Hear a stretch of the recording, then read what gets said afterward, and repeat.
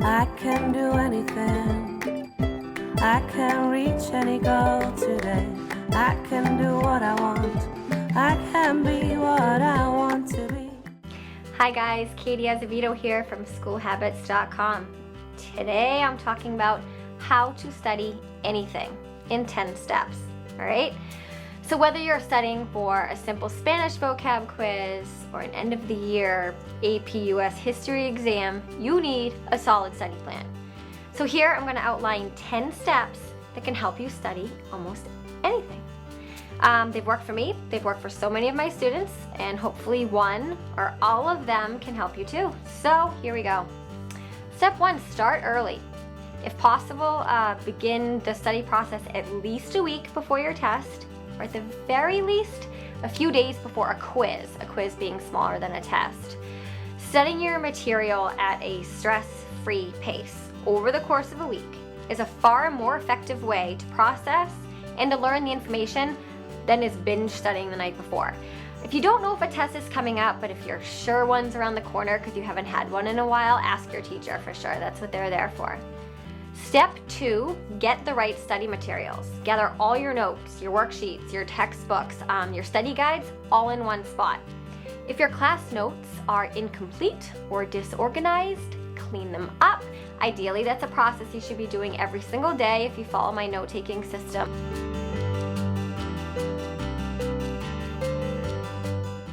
But clean them up, get them ready before you begin the study process.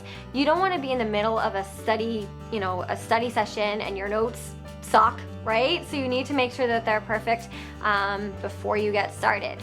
Discard or put away any materials that are not relevant to your upcoming test. Ask your teacher for a study guide if he or she didn't already provide one, or you can make your own. If you want to find out how to make your own, watch my video on making your own study guide, of course. And that takes me to the next step, which is step 3, make a study guide. If you don't have a study guide from your teacher, make your own using your notes.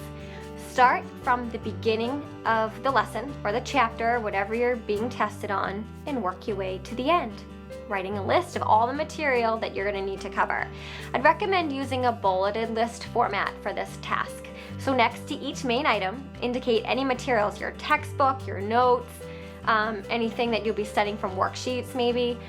The size of your study guide is going to depend on how much material you need to cover. So you may only have a few items on your study guide for a smaller quiz, but like pages and pages of items if you're preparing for a final exam.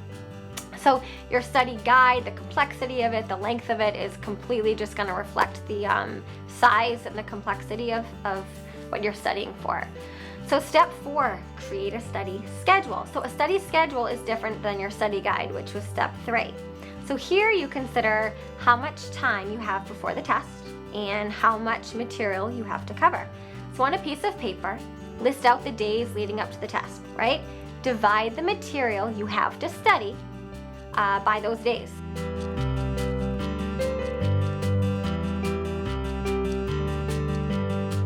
So for instance, if you have a test in 5 days, and you've got 3 chapters to study, okay? 5 days, 3 chapters. Study 1 chapter per day and leave 2 days for reviewing everything together. Okay, so chapters 1, 2, 3, then you've got 2 days, and then you can just make that 2 days, nice and relaxed study pace.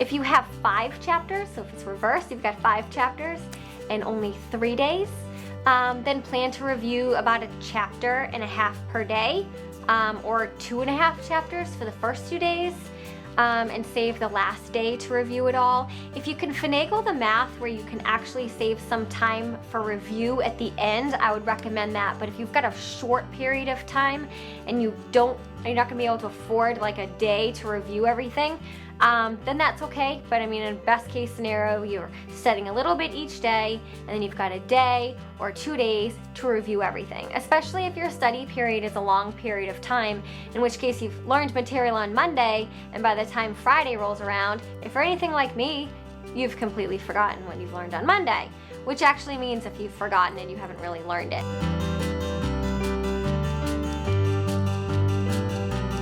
So the key to learning this material is to come back to it every day. If not every day, then at the end of your study session.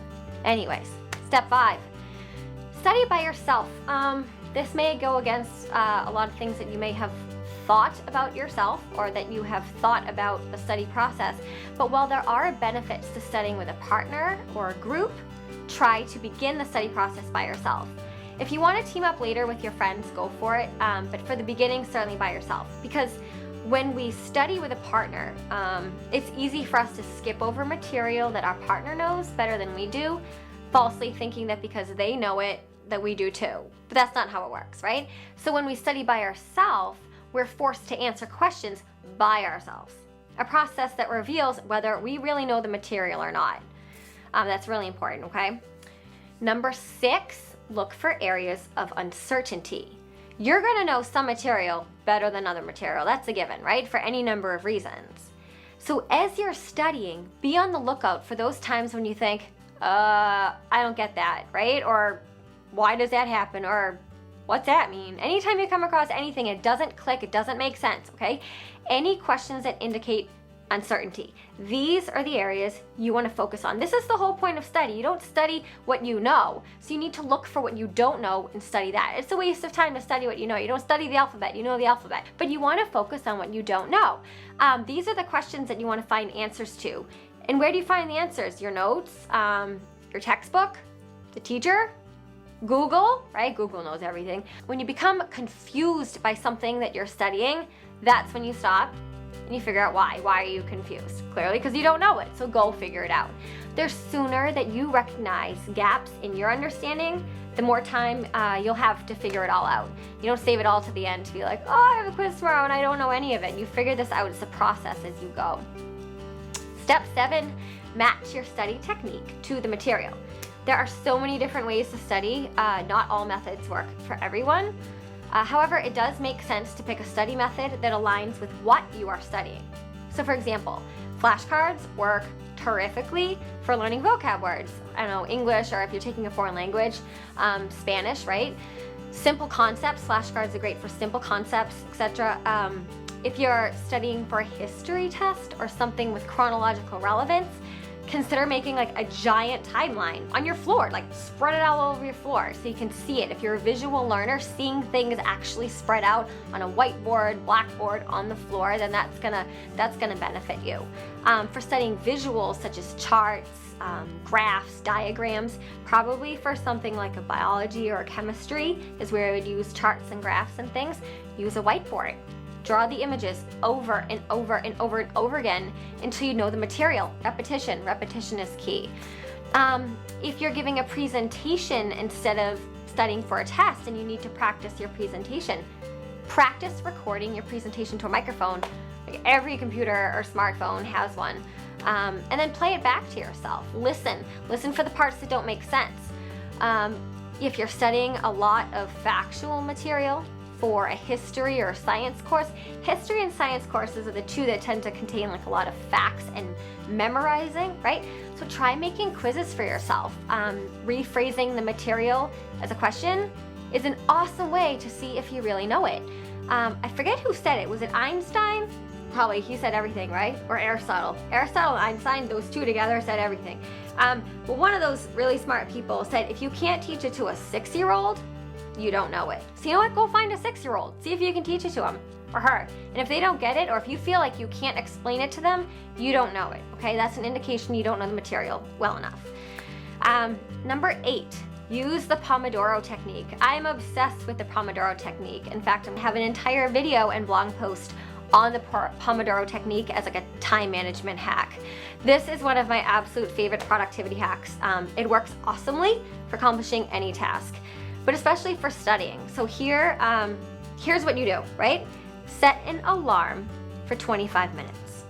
For these 25 minutes, you focus 100% on your task and nothing else. No looking at your phone, no getting up for a snack, right? I would get up for a snack, but no getting up for a snack. When your alarm goes off, you set it again for 5 minutes. And for these 5 minutes, you do whatever you want. Take a break, right? Stare at a wall, whatever.